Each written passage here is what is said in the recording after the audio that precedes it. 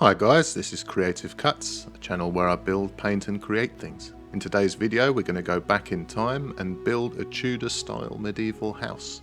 Part diorama, part tabletop terrain.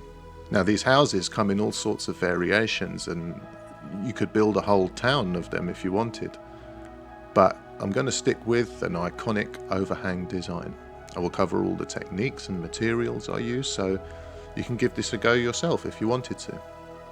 I will show you how to take a simple design and turn it into something that is far from simple.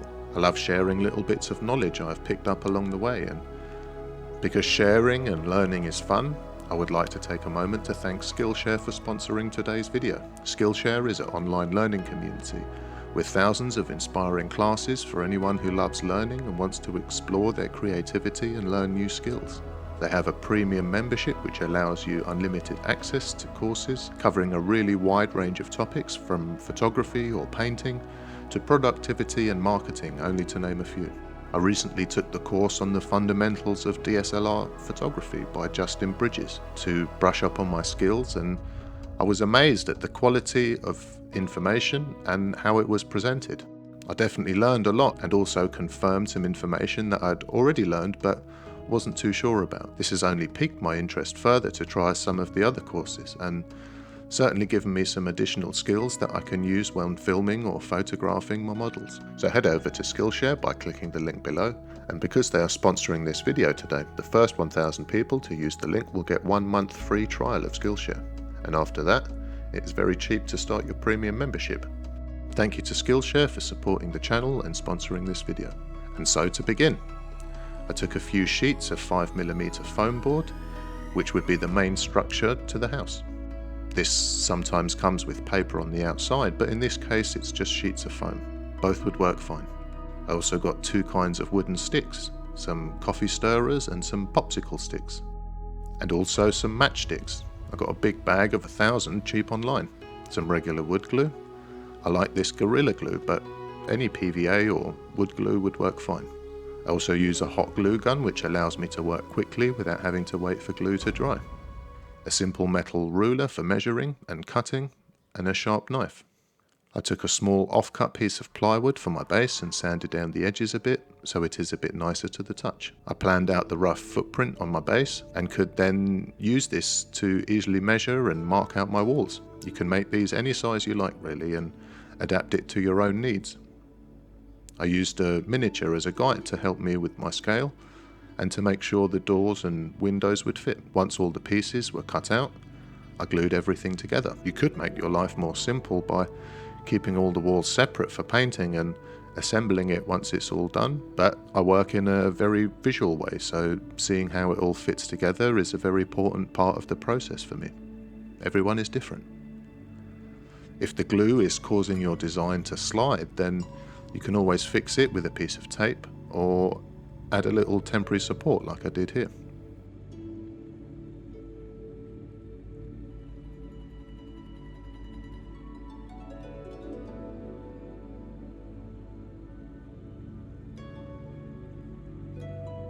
And very quickly we have a simple structure that you can use for all sorts of designs. Nice. I added a floor to my overhang. The beauty of working with foam board is that you can quickly adapt your design if needed.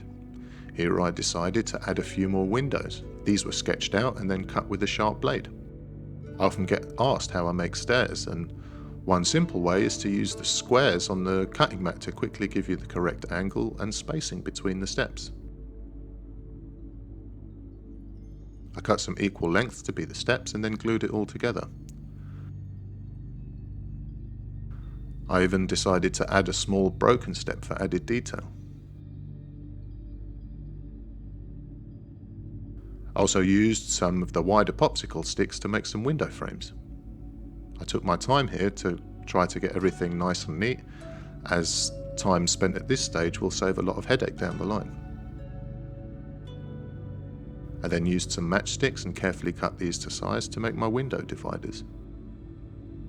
With all the windows, door frame and stairs in, it really starts to look like a nice little architectural model.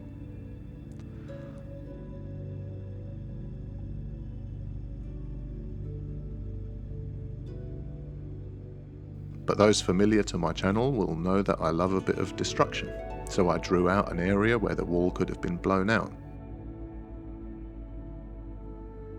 I cut this out with a knife, again showing how easy it is to adapt your design with foam board.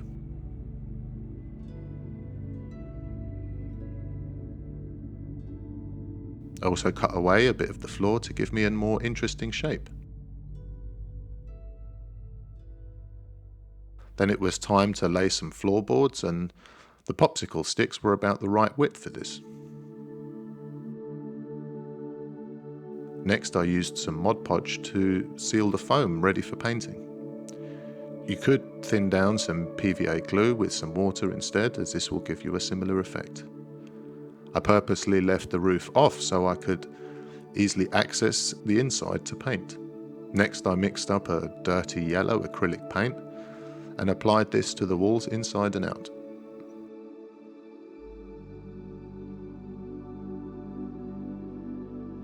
I also took this opportunity to paint all the woodwork with some black. This takes a little bit of time, and as anyone who has painted windows in real life will know, this takes much longer than you think.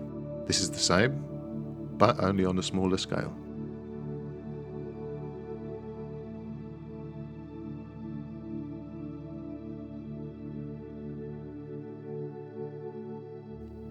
Neatness here will again pay dividends down the line.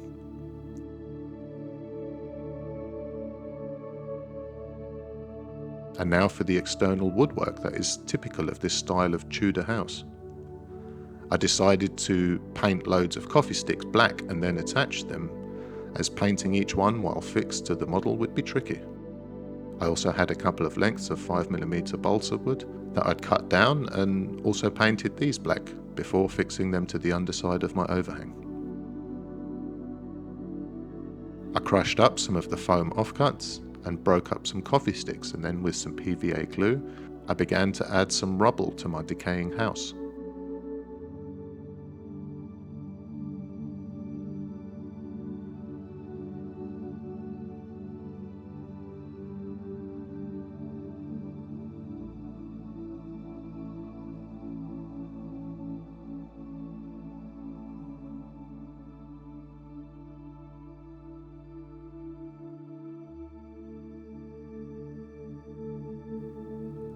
On top of this I added some small stones and some fine sand that I'd collected from the local park and sprinkled this over my rubble. To fix everything into place, I sprayed some watered down PVA and let this dry.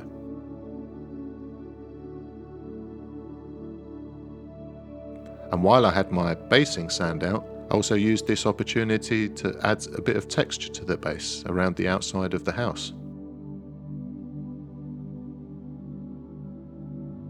Because this is quite a delicate mix, I used some isopropyl alcohol to moisten the mix first. This breaks down the thin PVA I apply on top and allows it to soak in really well, rather than just sit on top and wash away any fine particles in a soupy mess. I added a bit of dirt from the garden for good measure too. And while all this was drying, I thought it would be a good time to add my black coffee sticks I had prepared earlier. I cut these to size as needed and glued them into place as straight as possible.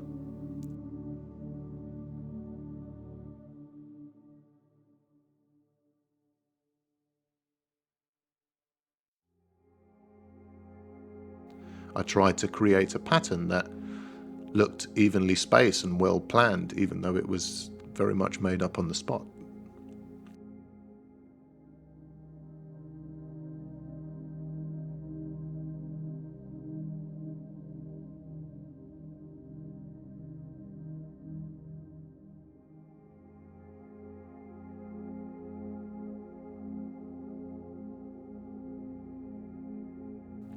I gave my rubble pile a blast of black through my airbrush, as this would allow me to quickly get into all the little nooks and crannies and add some depth.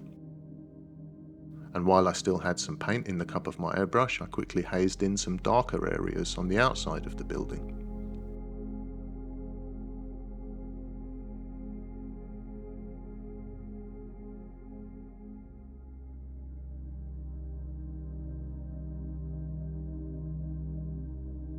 I then came in with some brown followed by some grey, basically highlighting the rubble, leaving the deeper parts darker.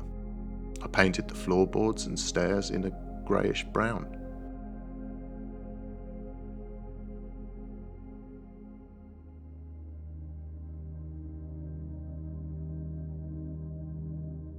And with most of the inside painted, I began to work on the roof. I used some balsa wood I mentioned earlier to create some roof joists. This was a little fiddly and can be a little frustrating if you're not used to working with angles, but with a bit of patience and some trial and error, I managed to get the basic frame of my roof in. I then used some coffee sticks to create some horizontal beams onto which I could attach my shingles. By actually building a simplified version of a real roof, I was able to destroy parts of it to reveal the skeleton of its construction.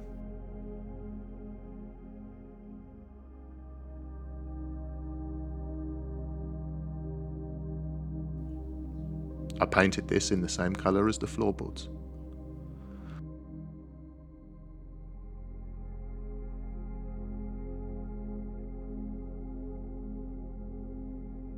Then, using some graphics pad, basically thick card, I grabbed some scissors, pink ones obviously for extra style points, and cut through most of it, but leaving just a little bit to hold it all together. By leaving the roof tiles attached to each other like this creates a really varied pattern, where the odd roof shingle may have slipped over time.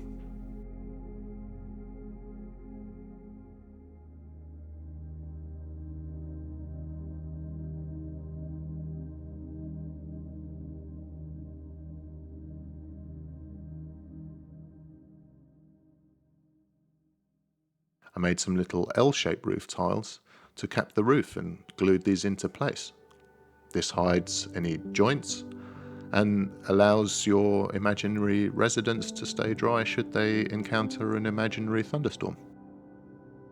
I gave this all a good coat of Mod Podge to seal the card to avoid it swelling when painted. Once dry, I gave the roof a coat of reddish brown.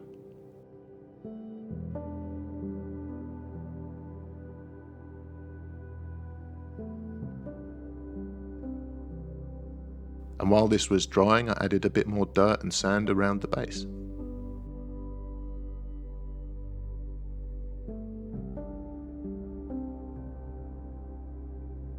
I mixed up some different colours, some greys and browns, and picked out individual roof tiles in an irregular pattern.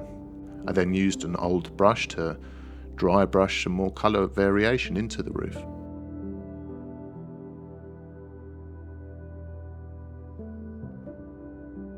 And things started to get a little dark for my liking, so I went back to a thinned down version of the original red-brown to bring back some of the lighter colour.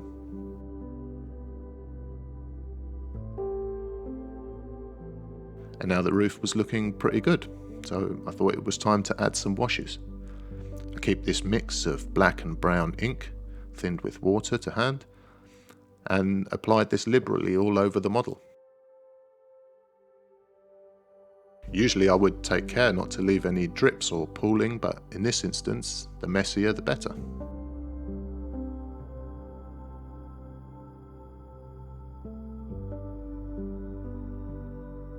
I still had some small roots left over from a previous project and thought these would be a great way to add some age to the building.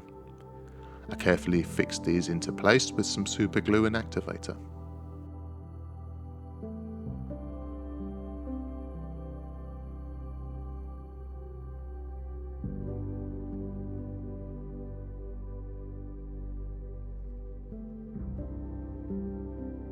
I used some PVA, dotted on lightly to attach some green flock.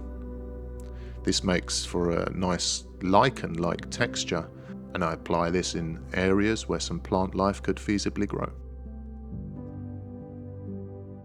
I also had some miniature ivy sent to me by a diorama precipice which I'd used on my jungle temple build. Link above if you'd want to watch that. Absolutely quality product. Using some basing glue, I then used my static grass applicator to add a variety of colours and lengths of grass.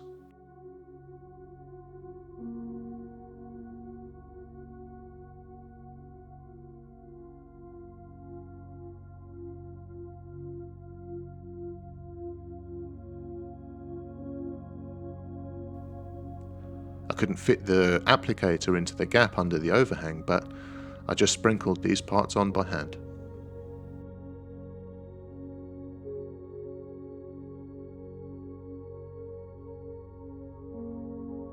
I loaded some transparent brown ink into my airbrush and loosely hazed in some of the lower areas. This effect is pretty subtle, but gives the shadow areas just a little more depth and warmth. And finally, I've been playing around with this product from Dirty Down. Regulars to my channel will know how much I love their rust product, and thought I'd give the moss a go. I found that it works best if you warm the area you want to apply it to a little. I used a hairdryer for this. I think the heat speeds up the chemical reaction and causes the liquid to oxidize very quickly. It dries in a really nice varied way, and something I will definitely use more of in the future. And there we are. I added a few more little details here and there, a couple of bushes and shrubs. If you've enjoyed this video, then you can support the channel by hitting the like button, subscribe to stay up to date with all the latest videos, and share it with a friend who might find it interesting. I'm always happy to answer your questions in the comments and love hearing your stories about builds that you've been doing. I've taken a simple design and transformed some foam and coffee sticks into an old house full of history and imagination. Thank you for watching, and see you in the next one. Enjoy.